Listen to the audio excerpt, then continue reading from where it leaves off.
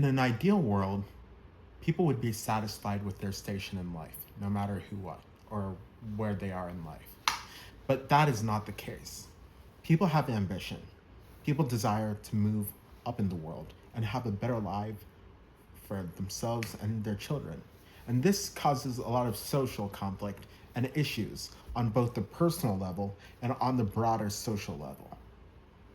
Revolution is the ultimate example of this. It's an overturning of the order, a change in the classes where people can rapidly change their social class or lose everything in one bout. Capitalism does this process in a more smaller way. It does it through the rotation of business elites and the change in the structure of society through economic progress and the process of creative destruction. So I'm going to talk about the personal level here, and then I will talk about the dangers from a societal point of view in another video. Among the personal level, social climbing is important, but it causes a lot of tensions, and if you do it wrong, it can completely screw you over. I'll give an example. Often, the best way rich women who want to succeed in life meet rich men is through being in the same social circles as. However, there's this idea of gold diggers, and usually these are women from lower classes who are really desperate to move up in the world, and they try to become companions to rich older men. This rarely works because often the men know exactly what these types of women are doing, and they see it from a mile away because they don't come from their social class, and they aren't sophisticated enough to understand how their mentality is. So often they become like playthings of the rich. They move from one relationship to the next. They are never able to hold down a man or marry him or even get much benefits out of the relationship other than sex.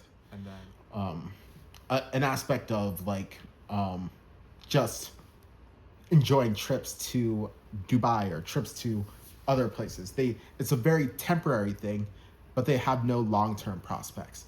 They end up in life with no assets to their name, no success. They're often older women trying to desperately hold down a high status man, even up to their 40s, which is not realistic. There's risk of social climbing in that regard. You need to fundamentally study the culture and attitude of these and social trends of the class you want to associate with. Everyone wants to be rich, but it's not realistic to be rich. Even me, I come from, I guess, an upper middle class background, and I'm not likely to, I'm probably not even going to integrate with upper middle class people from different backgrounds. Like, I'm not going to probably be heavily associated with the upper middle class white background, except peripherally. Immigrants, however, I can relate to heavily. If you want to climb social classes, there are multiple routes. There are multiple groups, multiple subcultures, multiple different people. And depending on who you desire to be with, there's different attitudes that will get you need to have in order to social climb successfully. For example, you need to have an attitude that is fundamentally integrated with the social class you want to be in. I can give another example. Different social classes have different attitudes towards money. Both the upper class and lower class are most similar in terms of attitude. Like, they both have lots of children, especially if they're new money. They both have a cavalier attitude towards money. They spend and make and lose a lot of money. Lower class people tend to have it, but in more maladaptive practices. So you need to figure out which type of group is for you. For example, one poor person can rise through their own merit. It's very rare for a poor person to become upper class unless they have a lot of mentorship and a lot of help. But they can reach even vast amount of income, at least from their perspective, and be much richer just by joining the military, or like deciding to take community college courses and then take full-time college courses, or and then finding a job that they can work at, and then keep their expenses bare bones and live as if they are poor. Middle class people have a trap that is harder to escape than even the lower class and upper class people trying to become even richer. Middle class people have this trap that there's only one way to do it. You have to spend money on like a nice house, or like HOAs, or like you have to, middle class people are always about impressing the other people with their goods and keeping up with the Joneses. And this is what fundamentally keeps the middle class in debt, in danger, and in a very precarious situation. As you see, there's a bifurcation in classes.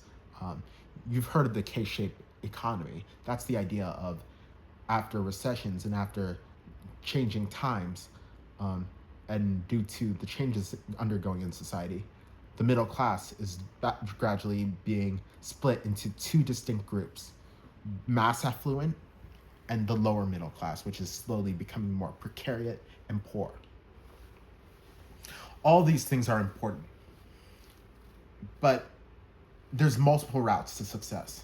There's education, there's entrepreneurship, there's influencer route. There's so many routes to success, and I have been able to maintain my class position by focusing on the education and then getting a career.